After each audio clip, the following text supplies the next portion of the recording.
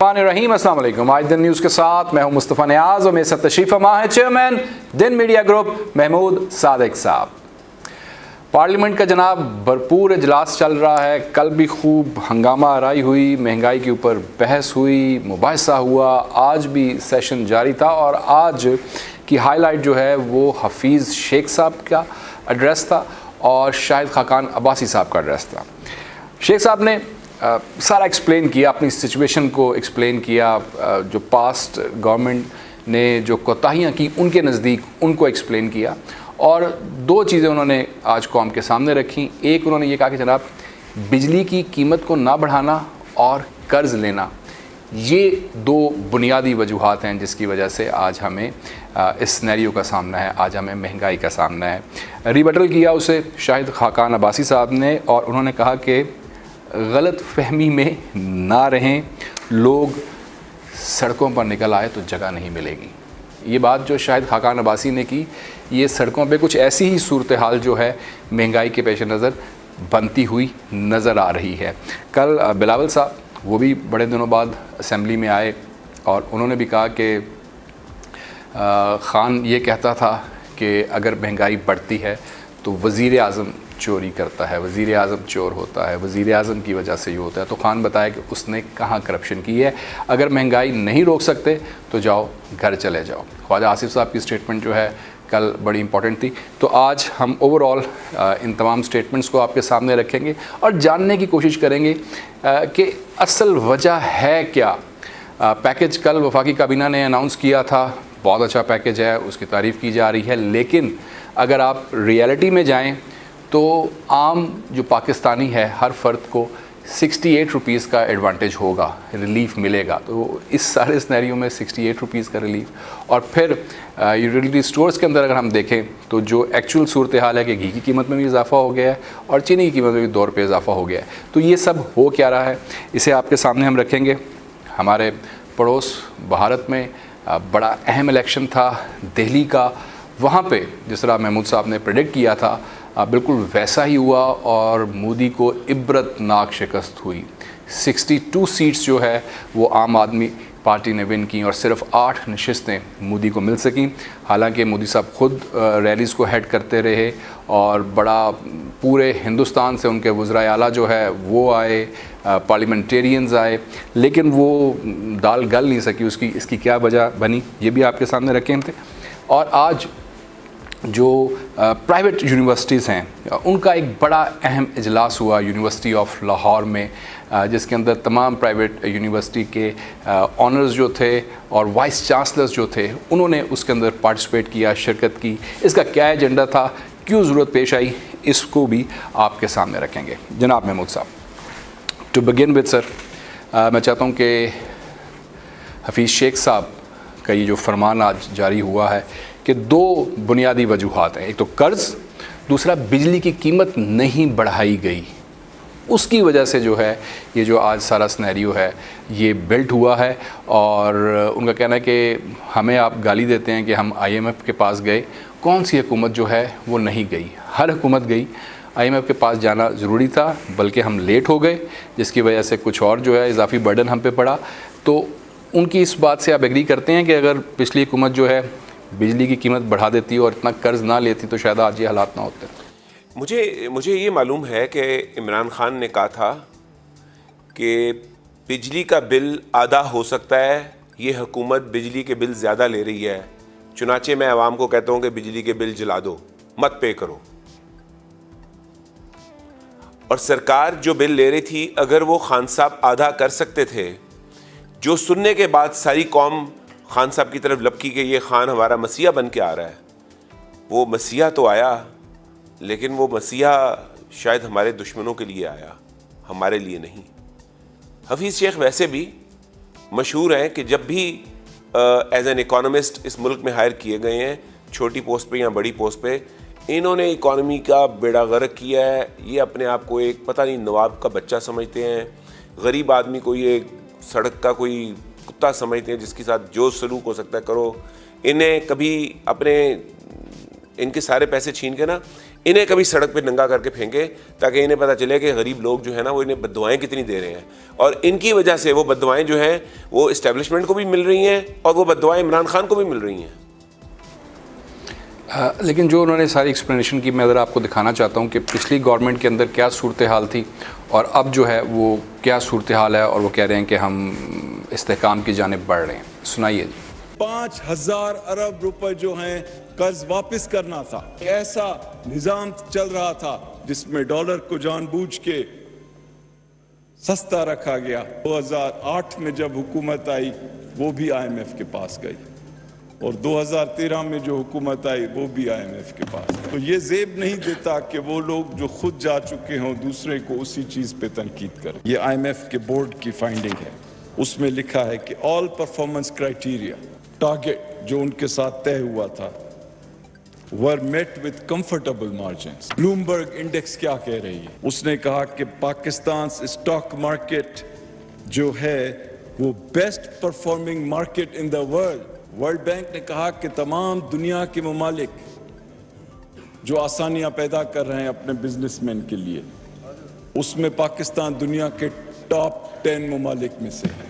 Asian development bank نے کہا کہ پاکستان کی اکنامک ڈائریکشن صحیح ہے. موڈیز نے کہا کہ پاکستان کی اکنامک پرفارمنس ایسی ہے کہ اس کو اسٹیبل کا گریڈ دیا جائے, اور انہوں نے ہماری جو رینکنگ تھی اس میں اضافہ کیا. اب ذرا ایک ایک بات پہ جو ہے وہ ڈسکس کر لیتے ہیں. اسے کرنٹ اکاؤنٹ ڈیفیسٹ, وہ کہہ رہے ہیں یہ بگیسٹ پرابلم تھا, اور انہوں نے اسے ایکسپلین بھی کیا کہ جناب کرنٹ اکاؤنٹ ڈیفیسٹ جب ہمیں ورثے میں ملا تو ہمارے پاس چوائسیز کیا تھی, ہم نے جو ہے جو ہم بہتر سمجھ سکتے تھے اس کے مطابق ہم نے کیا. پھر انہوں نے ساری اسمبلی سے پوچھا کہ آپ کے پاس کوئی اس کے علاوہ کوئی سلوشن تھا؟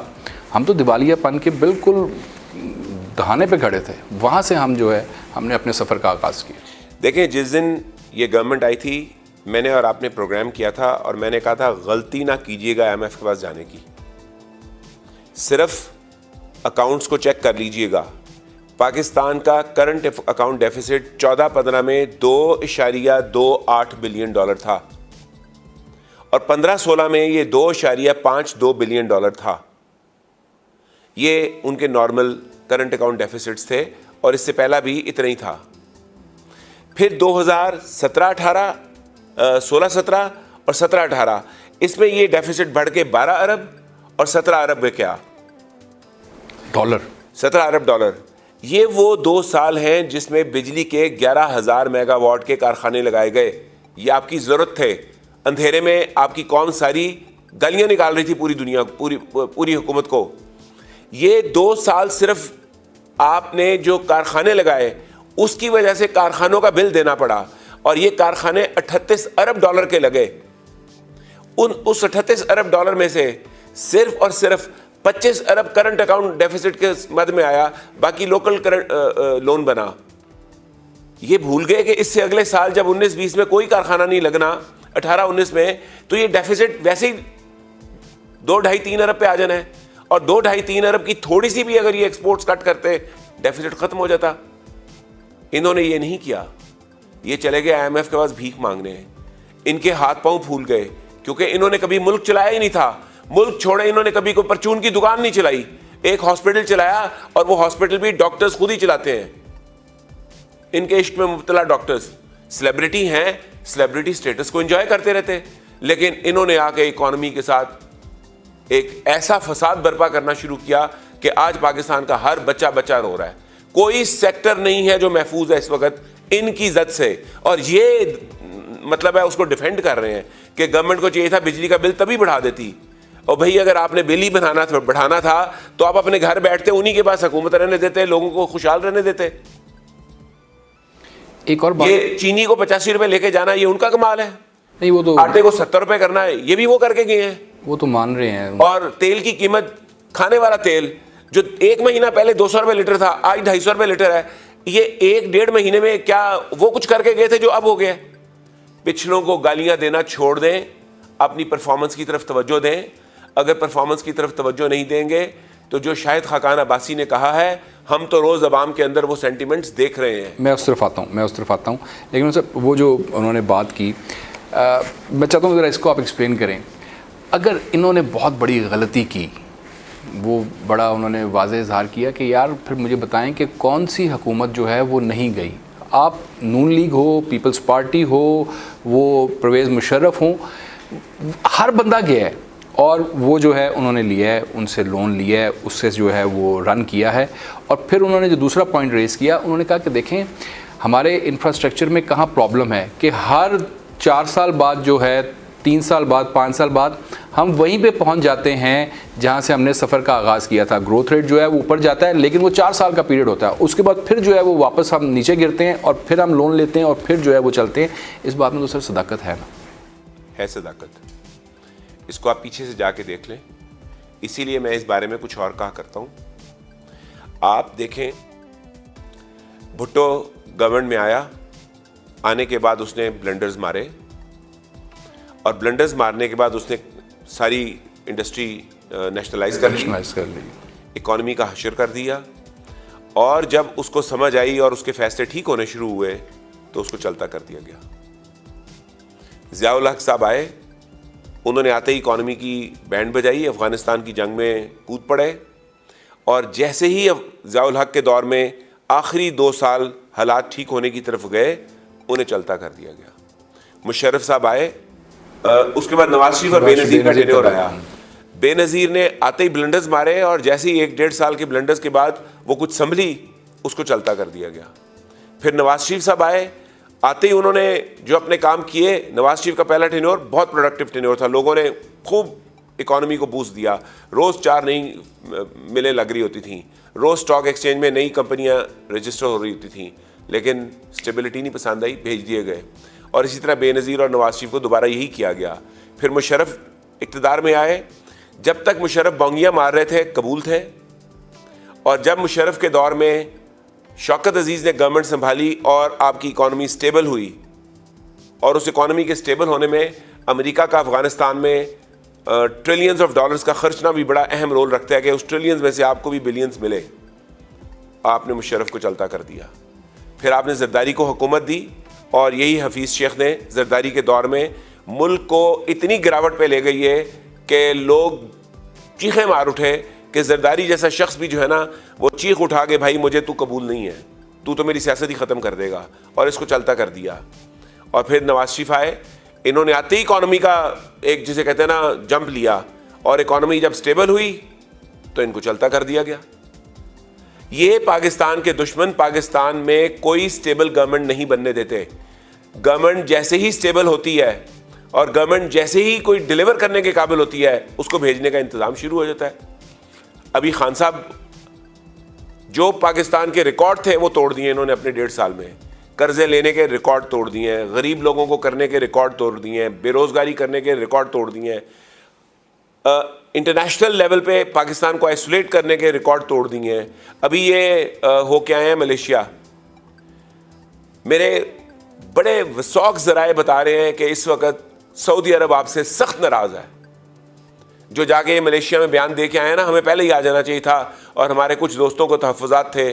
سعودی عرب اس بات کو لے کے سخت ناراض ہے, اور محمد بن سلمان نے اس بات کا اظہار بھی کیا ہے جو اظہار ہمارے تک پہنچا ہے بڑے اہم لوگوں کے ساتھ. یہ کیا کر رہے ہیں؟ نہ ان کو ڈپلومیسی آتی ہے, نہ ان کو اکانومی کا کچھ پتہ ہے, نہ ان کو مینجمنٹ کا کچھ پتہ ہے. لاہور کے اندر ایک انہوں نے بزدار کو لگایا ہوا ہے جس کو کسی چیز کا بھی نہیں پتا. تو ایسے ملک چلایا جاتا ہے. اور حفیظ شیخ صاحب جو کہ نون ہے اس بات کے لیے کہ IMF کے ایجنٹ ہیں, وہ آپ کی اکانومی چلا رہے ہیں, اور وہ ایجنٹ کی طرفداری کرے گا, باقر بھی اسی طرح ہی ہے. لیکن انہوں نے تو بڑے اس کا دکھ کا اظہار کیا. انہوں نے کہا یار دیکھیں جو لوگ جو ہے IMF کے دفتر داخل نہیں ہو سکتے وہ جو ہے ہم پہ کرٹیسائز کر رہے ہیں, اور انہوں نے باقر کا کہا ہے کہ یہ لاہوری ہے, اور یہ فخر محسوس کرتے ہیں کہ ہم IMF کے ایجنٹ ہیں. اس پہ ان کو پرائیڈ فیل ہوتا ہے کہ ہم پاکستان میں آ کے غریب لوگوں پہ ظلم ڈھا رہے ہیں. یہ اس پہ پرائیڈ فیل کر رہے ہیں کہ یہاں اس ملک کے اندر. اور نتائج دیکھیں کیا ہیں. نتائج یہ ہیں کہ 1300 ارب روپے پہ مشرف چھوڑ کے گیا تھا ٹیکس کلیکشن, زرداری چھوڑ کے گئے 1800 ارب پہ, 100 ارب ماہانہ سالانہ اضافہ کرتے ہوئے. نواز شریف نے 2800 ارب پہ لیا, اور 4 سال کے اندر 3800 ارب پہ ٹیکس کلیکشن پہنچا کے چھوڑ کے گئے, 500 ارب سالانہ کا اضافہ کرتے ہوئے, جس اسحاق ڈار کو یہ برا بھلا کہتے ہوئے تھکتے نہیں ہیں. 500 ارب کا ٹیکس کلیکشن ہر سال بڑھایا, اور عوام چیخے نہیں ہے, عوام روئے نہیں ہے. ساری عوام کم بجلی پے کر رہی تھی لیکن 500 ارب کا ٹیکس بڑھ رہا تھا. ساری عوام پیٹرول کم پے کر رہی تھی, 500 ارب کا ٹیکس سالانہ بڑھ رہا تھا. اور جس جگہ پہ 2017 میں وہ ٹیکس کلیکشن چھوڑ کے گئے ہیں, 18 تو آپ کو پتا ہے پریکٹیکلی پاکستان میں حکومت تھی کوئی نہیں. ایک طرف سے سپریم کورٹ بولتی تھی, ایک طرف سے اسٹیبلشمنٹ بولتی تھی, ایک طرف سے عمران خان بولتا تھا. حکومت نام کی تو کوئی چیز ہی نہیں تھی. اور اس کے بعد 2019 کو بھی دیکھ لیں, ان سے ٹیکس کلیکٹ نہیں ہوئے, اور 2020 میں تو یہ 3800 بھی کرتے نظر نہیں آ رہے. 19 میں بھی یہ 16 ارب کے ٹارگٹ سے مس کر گئے, 3800 نہیں پورا کر سکے. پہلے انہوں نے کہا تھا میں ہم 8000 ارب کر دیں گے, پھر 8000 ارب کو گرا کے 5500 ارب پہ لائے, پھر 5500 ارب کو ایڈجسٹ کر کے 5200 ارب پہ لائے, اور یہ 5200 چھوڑیں یہ 4000 بھی نہیں کر سکیں گے. خرچے اٹھا کے یہ لے گئے ہیں 7000 ارب پہ. تو پہلی دفعہ پاکستان کا فسکل ڈیفیسٹ 4000 ارب روپیہ ہوگا, جتنا حکومت مشرف کی حکومت نے 5 سال میں پیسے اکٹھے کیے وہ انہوں نے 1 سال میں فسکل ڈیفیسٹ میں بدل دی ہیں. اور پھر بھی ڈھٹائی دیکھیں, بہادری دیکھیں, شرم کے بغیر ٹی وی پہ آگے بولتے ہیں جیسے ساری قوم ان پڑھ جاہل ہو اور صرف یہی پڑھے لکھے ہوں. اوروں کو کوئی نمبر نہیں آتے, اوروں کو اکنامکس نہیں آتی, اوروں کو نمبر سمجھنے نہیں آتے. وہ تو یہی سمجھ رہے ہیں کہ صرف اس لیے ہو رہا ہے کہ اب ہم پھر بہتری کی طرف جا رہے ہیں. آپ ہی کس بہتری کی طرف؟ وہ کہہ رہے ہیں کہ جو ہم نے پلان ایگزیکیوٹ کیا ہے اس کا جو رزلٹ آئے گا. کون سا پلان؟ کوئی ایک پلان بتا دیں. تمام اہم لوگ اس وقت اس ملک کے جنہیں ذرا سا بھی اکنامکس کا, انٹرنیشنل افیئرز کا یا پالیٹکس کا پتہ ہے, وہ اس بات کو جانتے ہیں کہ خان کی حکومت ناکام ہو چکی ہے, اور اس کے ناکام ہونے کا سب سے بڑا سبب جو ہے وہ معیشت کی تباہی ہے. سب سے بڑا. ویسے تو کسی شعبے میں بھی کامیابی نہیں جا رہی, لیکن معیشت تو انہوں نے تباہ کر کے رکھ دی ہے. یعنی لوگ اس چیز پر اب راضی ہو گئے کہ ٹھیک ہے آپ لوگوں نے جو کرنا ہے کر لو, ہم اب مزید خاموش نہیں رہیں گے.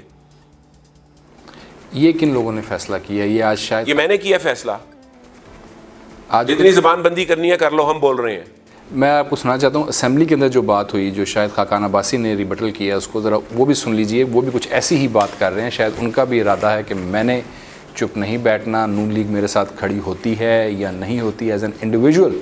وہ جو بات کر رہے ہیں ذرا وہ بھی سن لیجئے.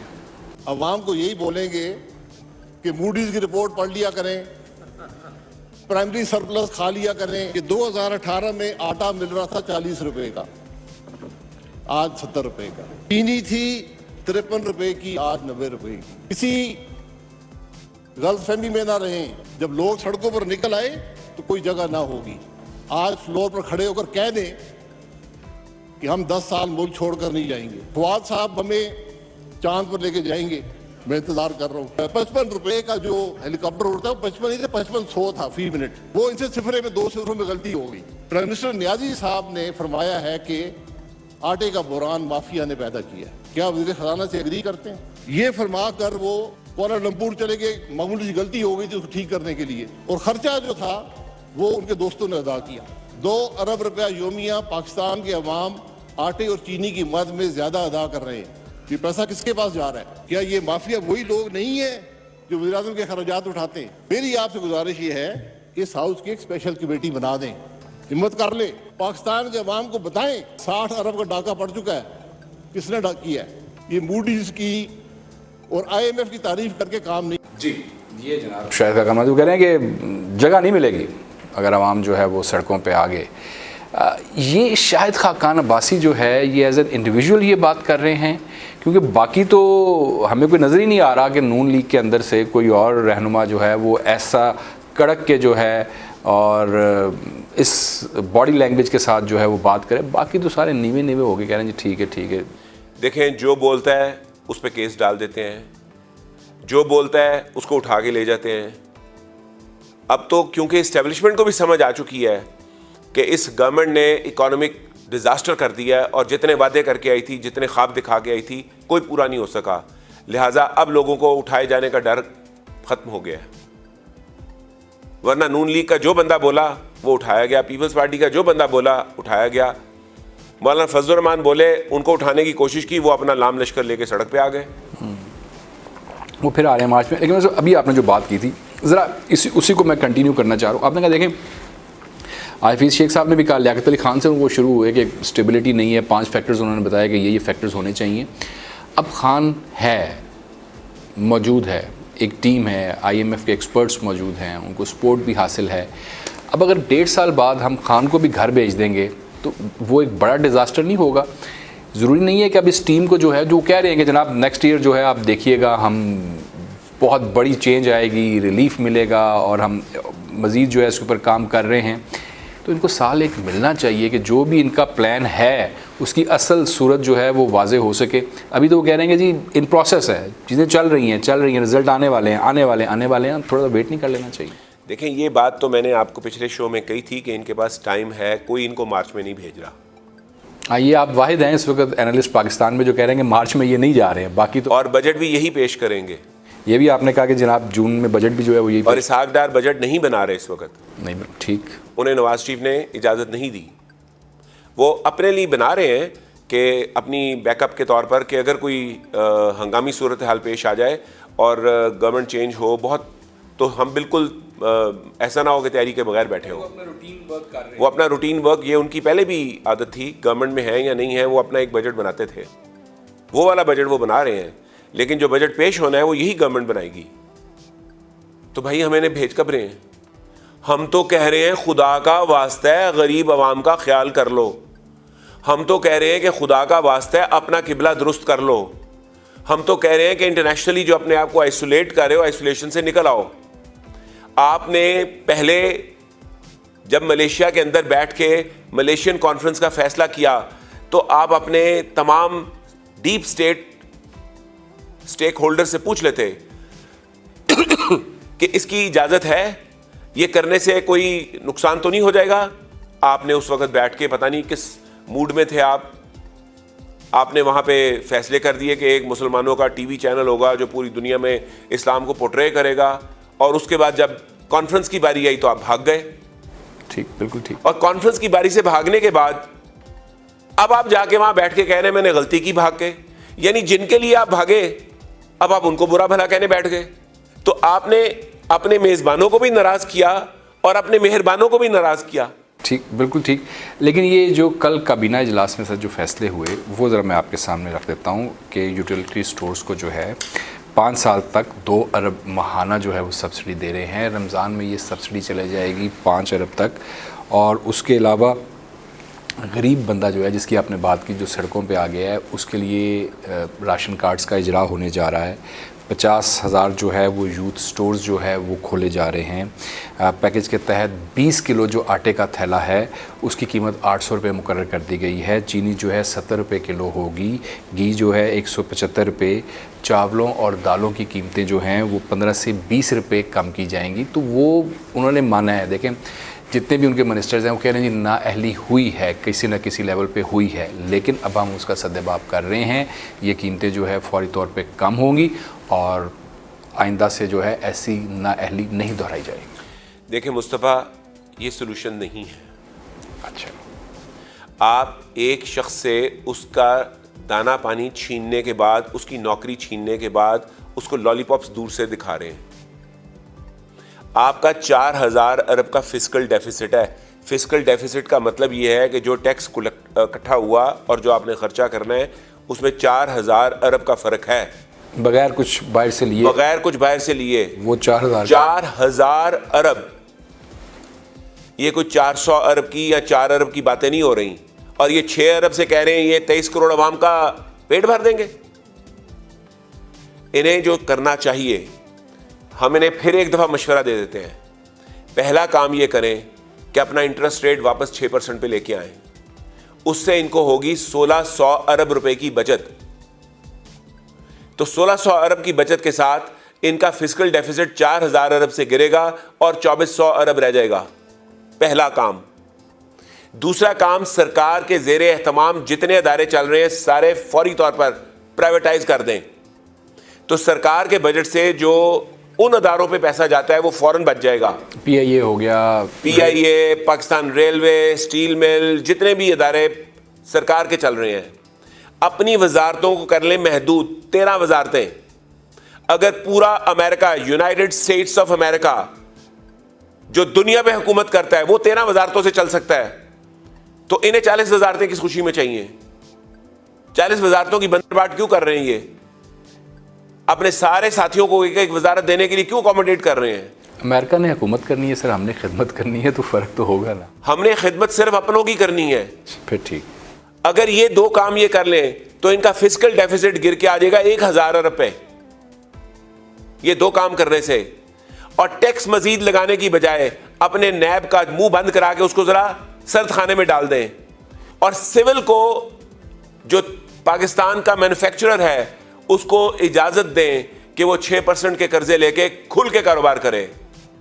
اگر صرف 2 سال پاکستان کے کاروباری افراد کو عزت کے ساتھ, احترام کے ساتھ اور کھل کے کام کرنے کی اجازت دے دی جائے تو یہ آپ کے فسکل ڈیفیسٹ شیفیسٹ سب صاف ہو جائیں گے. یہ تھوڑے سے پیسے ہوں گے ان کے لیے. لیکن جس طرح آپ کر رہے ہیں, آپ ہر روز بزنس مین کو ڈرا کے ایک بڑا کاروباری سیکٹر بند کر دیتے ہیں. ہر روز آپ لوگوں کو ڈرا کے اس طرف لے آتے ہیں کہ لوگ کاروبار نہ کریں. 32 قسم کے عجیب عجیب ٹیکس لگائے ہوئے ہیں, جن ٹیکسوں کو سمجھنے کے لیے بندے کا اکاؤنٹنٹ ہونا ضروری ہے. تو کیا سارے کمپنیاں, چھوٹی چھوٹی کمپنیاں اپنے لیے اکاؤنٹنٹ ہائر کرتی پھریں؟ ٹیکسیشن کے نظام کو سمپل اور سادہ کر دیں. آپ 17% جی ایس ٹی لے رہے ہیں, اس کو 5% کر دیں, ہر لوگ شوق سے ادا کریں گے. 17% جی ایس ٹی, اتنا تو پروفٹ نہیں ہوتا کسی بزنس میں جتنا جی ایس ٹی لگایا ہوا ہے انہوں نے. یہ سمجھتے ہیں کہ جی یہ تو عوام نے دینا ہے, تو عوام نے الٹیمیٹلی کہاں سے دینا ہے؟ عوام نے کہیں سے اس کو آمدن آئے گی تو دینا ہے, آئے گا تو دے گا نا. یہ بیٹھ کے وہ باتیں کر رہے ہیں جو فرانس کے اندر کوئین نے کہا تھا کہ اگر روٹی نہیں مل رہی تو کیک کھا لو. تو پھر لوگوں نے جو کیک کھلائے تھے, میں حفیظ شیخ کو صرف مشورہ دوں گا کہ اس طرح کے کیک نہ ہی کھائیں تو اچھا ہے. ایک چیز اور بتا دیں, اب آپ نے حفیظ شیخ صاحب کا دوبارہ تذکرہ کر دی ہے. یہ جو انہوں نے بتایا ہے کہ بجلی کی قیمت نہیں بڑھائی گئی نون لیگ دور میں, اس سٹیٹمنٹ سے ہم لوگ ہوشیار ہو جائیں, چوکنا ہو جائیں کہ اس کا مطلب ہے کہ بجلی کی قیمتیں جو ہیں وہ مزید بڑھیں گی, اور یہ سلسلہ کہاں پہ جا کر رکے گا؟ ابھی تو جو ہے وہ 18 مہینے ہوئے ہیں, تو 3 سال 4 سال بعد یہ کیا صورتحال بنے گی؟ دیکھیں, نواز شریف نے 2 وعدے کیے تھے. پہلا وعدہ کیا تھا میں لوڈ شیڈنگ ختم کروں گا, اور دوسرا وعدہ کیا تھا کہ میں بجلی کی قیمت کم کروں گا. اور یہ دونوں وعدے وہ اپنے ٹینیور میں پورے کر گئے تھے. انہوں نے لوڈ شیڈنگ ختم بھی کر دی تھی, اور تھوڑا سا بجلی کا ریٹ پہلی دفعہ نیچے کو بھی آ گیا تھا. انہوں نے آتے ہی ریٹس ڈبل کرنے شروع کر دیے. جو 8 روپے کا یونٹ تھا آج وہ 16 روپے کا یونٹ ہے, ڈبل. اور گیس کے ریٹ 300 گنا بڑھا دیے ہیں. کیا جسٹیفیکیشن ہے؟ ہر طرف سے لوٹ مار کرنا. اور یہ کیا چاہتے ہیں کہ انہیں ہر قسم کی لوٹ مار کی اجازت دے دی جائے, اس بات پر کہ پچھلوں کو برا کہی جاؤ اور خود غلطیاں کیے جاؤ. اگر ان سے نئی چیزیں ٹھیک ہوتی تو جو میں کہہ رہا ہوں اس کو صرف 6 مہینے کر دیں. جو میں کہہ رہا ہوں, اگر میں غلط ثابت ہوں تو سریعام چوک میں مجھے پھانسی دے دیں, اور اگر اس سے اکانومی ٹھیک ہو جائے تو بس آئندہ سے توبہ کر لیں اور ٹھیک کام کرتے رہیں. ہم تو یہ بھی نہیں کہتے کہ آپ گھر جائیں, ہم تو کہتے ہیں بھائی 5 سال کرو پورے کریں, لیکن اس طرح پورے نہ کریں کہ ساری عوام سڑکوں پہ آگے آپ کا دھڑن تختہ کر دیں. سب ایک اور چیز, یہ بڑی اہم بات ہے اور یہ بہت زیادہ ہوتی ہے. وہ کہہ رہے ہیں جناب کہ پچھلی حکومت نے کرنسی کو فکس کیا. اب جب آپ کرنسی کو فکس کرتے ہیں تو اس کے لیے پھر آپ کو ڈالرز جو ہے وہ خرچ کرنے پڑتے ہیں, اور پچھلی حکومت نے جو ہے وہ ڈالرز کو پھونکا. روپے کو آپ نے جعلی طور پر, مصنوعی طور پر جو ہے وہ اس کا سٹیٹس جو ہے وہ آپ نے برقرار رکھا, جس سے آپ کو ڈالر جو ہے وہ آپ کو خریدنا پڑا, ڈالر لگانا پڑا, اور قرضے آپ نے ڈالرز میں لیے, قرضے آپ نے ڈالرز میں واپس کرنے تھے. تو اس سے جو ہے جو آرٹیفیشل آپ نے ایٹماسفیئر کریٹ کیا ہوا تھا, آرٹیفیشل جو پرائز پیدا کیے ہوئے تھے, وہ اس سے آپ کو اصل نقصان ہوا ہے. ہم نے جو ہے وہ ختم کر دی ہے. اب جو چیز ہے وہ نیچرل ہو رہی ہے, اور یہ آپ کو ان دا لانگ رن آپ کو اس کا فائدہ ملے گا. جو نقصان اٹھانا تھا وہ ہم نے اٹھا لیا. دیکھیں, جب پچھلی گورنمنٹ برسر اقتدار آئی تو خزانے میں $7 ارب تھا.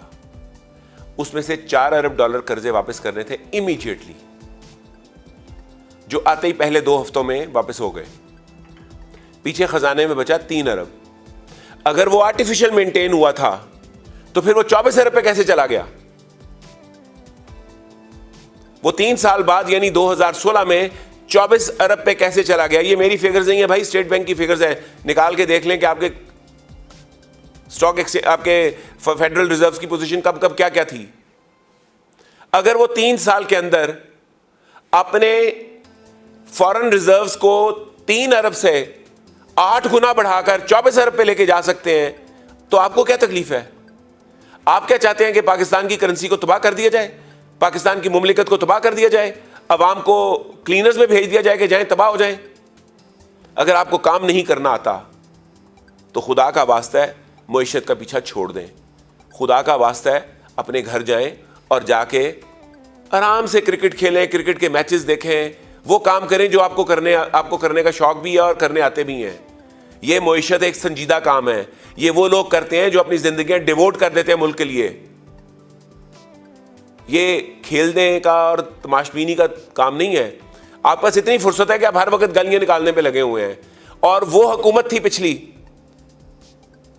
جس حکومت کو آپ سارا وقت گالیاں نکالتے تھے, کام نہیں کرنے دے رہے تھے, اس کے باوجود وہ ڈیلیور کر کے گئی اور آپ کو ہر شخص ٹائم دے رہا ہے. حتیٰ کہ میں نے آپ کو گارنٹی دی ہے کہ نواز شریف نے ان کو کہا ہے, نواز شریف نے اپنے ساتھیوں سے کہا ہے کہ ہم ان کو نہیں روکیں گے, انہیں کھل کے کام کرنے دیں تاکہ ان کے پاس بہانہ نہ رہ جائے کہ انہیں ایک موقع نہیں ملا تھا کام کرنے کا. یعنی نہ تو اسٹیبلشمنٹ آپ کو روک رہی ہے, نہ اپوزیشن آپ کو روک رہی ہے, ایک آپ ہی ہیں جو کام نہ کر کے اپنے بارے میں خود ہی بہانے کیے جا رہے ہیں. کوئی تو کام کر لیں یار. اگر نہیں سمجھ آ رہی تو کسی سمجھدار سے مشورہ لے لیں. بالکل ٹھیک ہو گیا جناب, کافی ہم نے اس کے اوپر بات کر لی. وقت میرے پاس کم ہے, مجھے ایک بریک کا بھی کہا جا رہا ہے. آج جو وائس چانسلرز اور جو یونیورسٹیز کے پرائیویٹ یونیورسٹیز کے آنرز ہیں اس کے اوپر میں نے بات کرنی ہے, کیونکہ جو کنفیوژن کریٹ ہوئی ہے میسز کے اندر اس ایجوکیشن سسٹم کو لے کر, اور ان یونیورسٹیز کے جو کیمپسز تھے چھوٹے شہروں میں, وہاں سے جو فیڈ بیک آ رہا ہے وہ بڑا خوفناک قسم کا ہے, اس کو بھی ہائی لائٹ کرنا بہت ضروری ہے. تو ایک بریک لیتے ہیں جناب, بریک سے واپس آئیں گے تو جو آج اجلاس ہوا ہے پرائیویٹ یونیورسٹیز کے آنرز اور وائس چانسلرز کا, اس کا ایجنڈا کیا تھا اور وہ کیا کرنے جا رہے ہیں, یہ سب کچھ آپ کے سامنے رکھیں گے ایک بریک کے بعد. Stay tuned.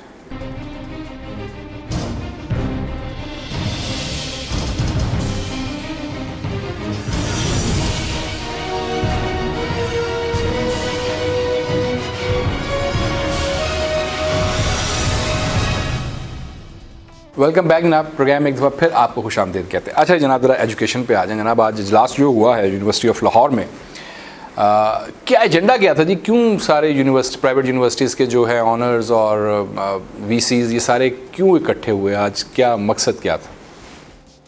یہ اجلاس ہوا یونیورسٹی آف لاہور میں, اور یونیورسٹی آف لاہور کے مالک جو روف صاحب ہیں, ان کی بیگم پی ٹی آئی کے پلیٹ فارم سے ایم پی اے کا الیکشن بھی لڑ چکی ہیں. یعنی یہ پی ٹی آئی کے چاہنے والوں کے ادارے میں اجلاس ہوا, اور ایجنڈا یہ تھا کہ اس حکومت سے بچا کیسے جائے.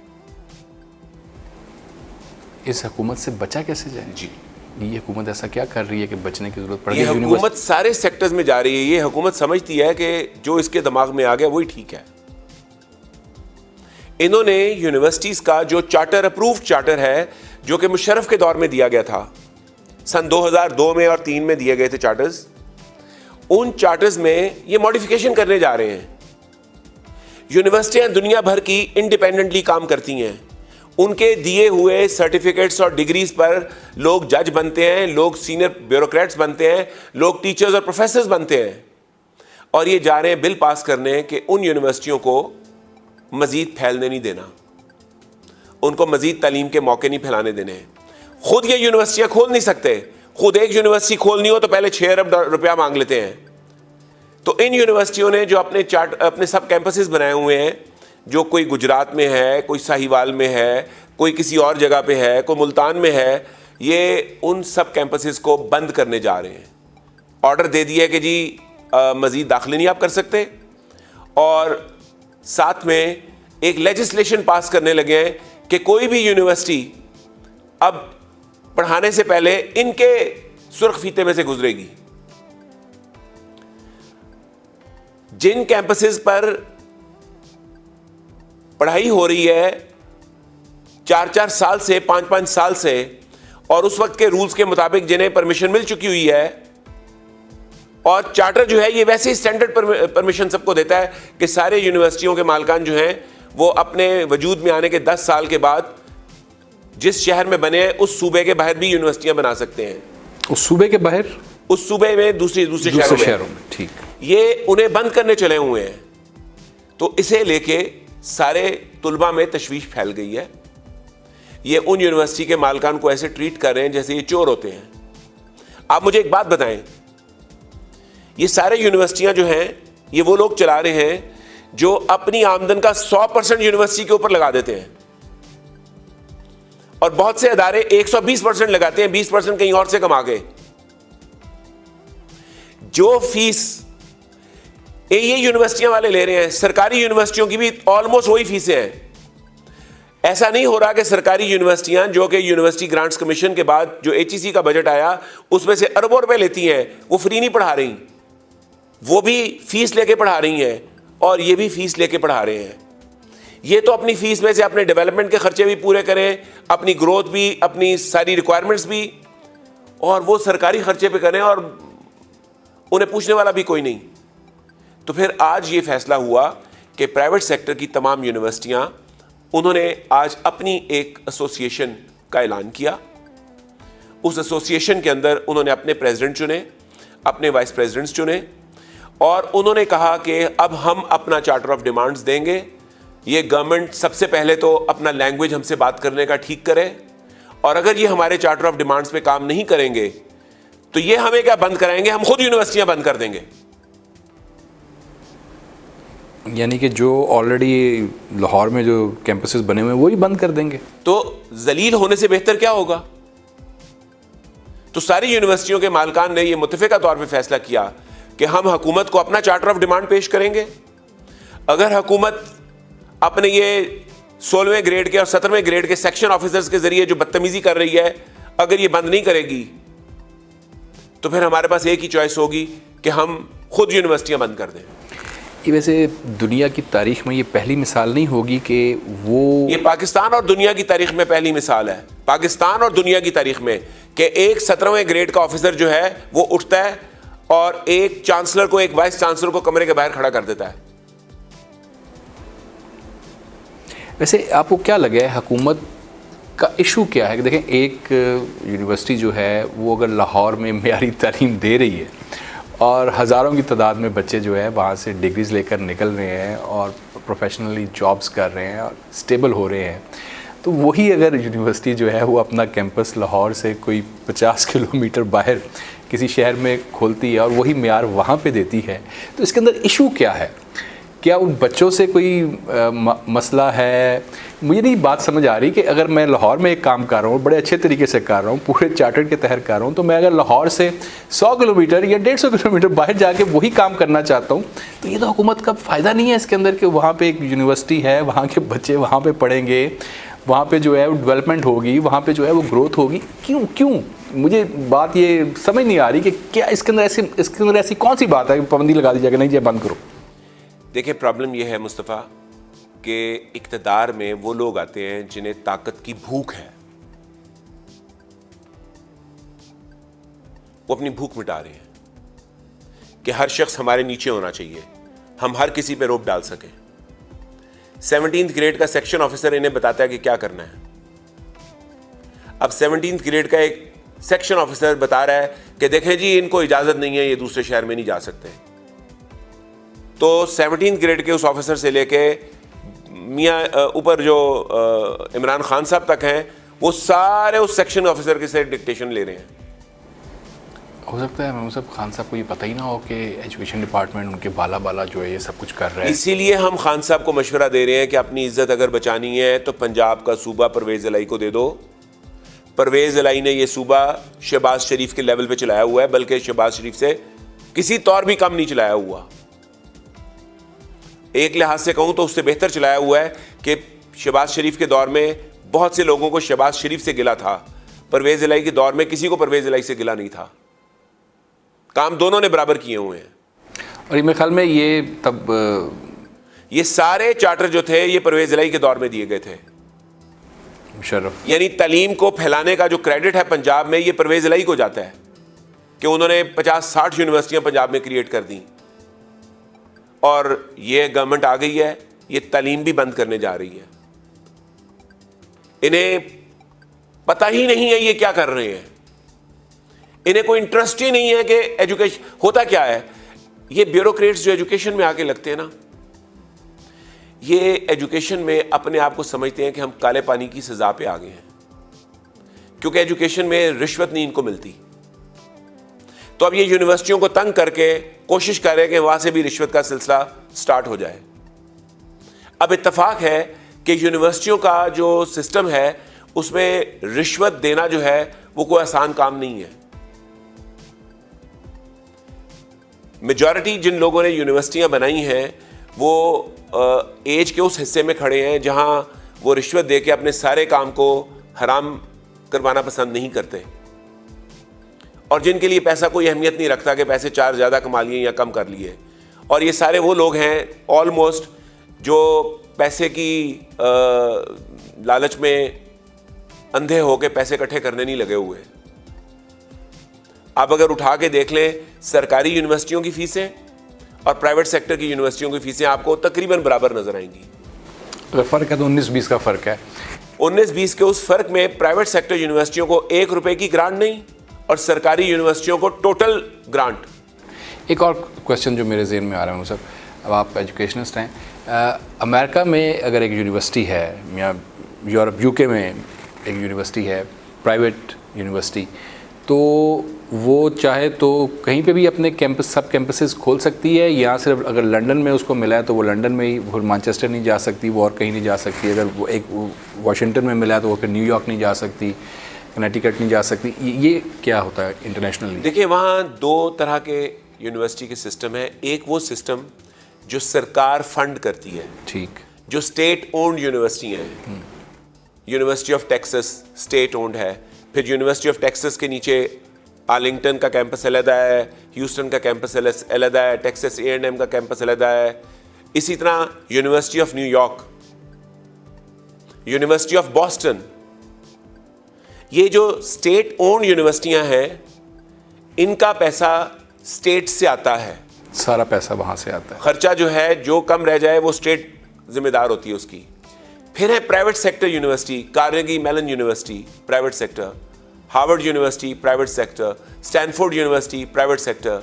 یہ یونیورسٹیاں کہیں بھی اپنا کیمپس کھول لیں, انہیں کوئی رکاوٹ نہیں ہے, اور ان کو کوئی آگے نہیں کہہ رہا کہ تم یہ کیمپس کیوں کھول رہے ہو اور کیوں نہیں کھول رہے, اور تمہارے اس کیمپس کی ایکریڈیشن ہم کریں گے, تمہاری ڈگریاں ہم اٹیسٹ کریں گے.